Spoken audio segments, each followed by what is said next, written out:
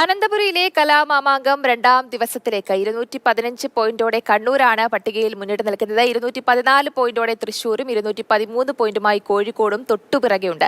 തിരുവാതിര, നാടോടി നൃത്തം, ഒപ്പന, നാടകം തുടങ്ങി നിരവധി ജനപ്രിയ കലകളാണ് ഇന്ന് അരങ്ങേറുക. കലോത്സവ വേദിയിൽ നിന്നും സെൻട്രൽ സ്റ്റേഡിയത്തിൽ നിന്നും മോത്തി രാജേഷും മാർഷൽ വി സെബാസ്റ്റ്യനും ചേരുന്നുണ്ട്. നമുക്കിനി അവരിലേക്ക് കൂടി പോകാം. മോത്തി മാർഷൽ, കലാപൂരം തന്നെയാണ് നടക്കുന്നത് തലസ്ഥാനത്ത്. ഒരുപാട് പ്രത്യേക ഇനങ്ങളും ഇന്നുണ്ട് അല്ലേ? തീർച്ചയായിട്ടും എല്ലാ പ്രിയ പ്രേക്ഷകർക്കും ആദ്യം തന്നെ കലാരവത്തിലേക്ക് സ്വാഗതം. മാതൃഭൂമി ന്യൂസിന്റെ എല്ലാ പ്രേക്ഷകരെയും കൂട്ടിക്കൊണ്ടുപോവുകയാണ്. മാർഷൽ, നമുക്കിന്ന് ഈ പ്രത്യേകമായ മത്സരങ്ങളില്ലേ എന്നാണ് ജയലക്ഷ്മിയുടെ ചോദ്യം. എന്നാണ് പ്രത്യേക മത്സരങ്ങൾ ഇല്ലാത്തത് അല്ലേ? ജയലക്ഷ്മി, കലോത്സവം തുടങ്ങിക്കഴിഞ്ഞാൽ ആ പതാക ഉയരുന്നിടം തൊട്ട് മത്സരമാണ്. ഇത്തവണ എനിക്ക് തോന്നുന്നു പാചക മത്സരം ഉണ്ടായിരുന്നില്ല ഇതുവരെ. പക്ഷെ ഈ കലോത്സവത്തിനകത്ത് മുന്നിട്ടത് ഇന്നലെ നമ്മുടെ സ്റ്റാർ ഓഫ് ദി ഡേ കൊടുത്തതിന് ശേഷം നമ്മുടെ വിദ്യാഭ്യാസ മന്ത്രി വി ശിവൻകുട്ടി ഇറങ്ങുമ്പോൾ ഒരു ബാച്ച് നിൽക്കുന്നു. ഞാൻ ചോദിച്ചാൽ എന്താണെന്ന് ചോദിക്കുമ്പോഴാണ് പാചക മത്സരത്തിൽ സമ്മാനം നേടിയവരെ ആദരിക്കുന്ന ഒരു ചടങ്ങുണ്ട്, അതിന് മിനിസ്റ്ററെ കിട്ടുമെന്ന് അറിയാൻ വേണ്ടി വന്ന് നിൽക്കുക. അപ്പോഴാണ് നമ്മൾ മനസ്സിലാക്കുന്നത് പാചകം വരെ മത്സരമായിട്ട് ഈ കലോത്സവ വേദി എത്തിയിട്ടു. അതുകൊണ്ട് ഉപ്പ് തൊട്ട് കർപ്പൂരം വരെ എന്തുണ്ടാക്കിയാലും അത് മത്സരമാണ്. ഈ കലോത്സവ വേദിയിൽ ആര് വന്നാലും മത്സരമാണ്.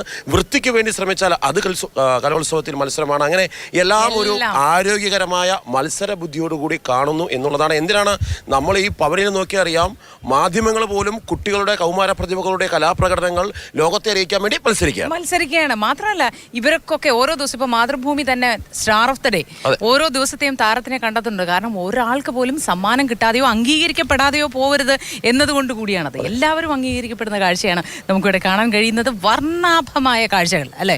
അപ്പോൾ ആദ്യ ദിനം കലോത്സവം കഴിയുമ്പോൾ നേരത്തെ ജയലക്ഷ്മി പറഞ്ഞത് കേട്ടില്ലേ, കണ്ണൂര് മുന്നിൽ നിൽക്കുകയാണെന്നുള്ളത്.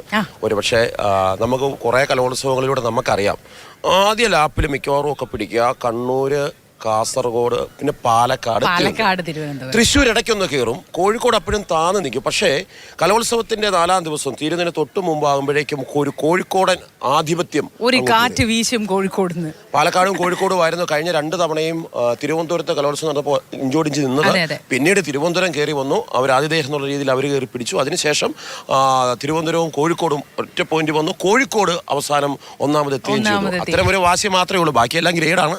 ഇത്തവണ തിരുവനന്തപുരം, ആതിഥേയരായ തിരുവനന്തപുരം കപ്പടിക്കാനുള്ളൊരു സാധ്യതയുണ്ടോ? ഈ എപ്പോഴും നമ്മുടെ ഹോം ഗ്രൗണ്ടിൽ കളിക്കുമ്പോൾ ഒരു ആവേശം ഉണ്ടല്ലോ, എന്ന് പറഞ്ഞതുപോലെ ഒരു ആവേശമൊക്കെ ഉണ്ടാവോ? ഗ്രേഡിങ്ങിലാണ് എന്നുള്ളത് മാത്രമല്ല, കലോത്സവത്തിൽ ഇത്രയും പുതിയ 4 ഇനങ്ങൾ വന്നിട്ടുണ്ട്. പണിയ നൃത്തം, ഇരുള നൃത്തം, മംഗലം കളി തുടങ്ങിയിട്ടുള്ളവ. അപ്പോൾ അതിൽ ആരാണ് വില്ലൻ എന്ന് നമുക്ക് അറിയാൻ പറ്റില്ല. അത് ചിലപ്പോൾ ഒരുപക്ഷെ വയനാടാകാം, ചിലപ്പോൾ കണ്ണൂരാകാം.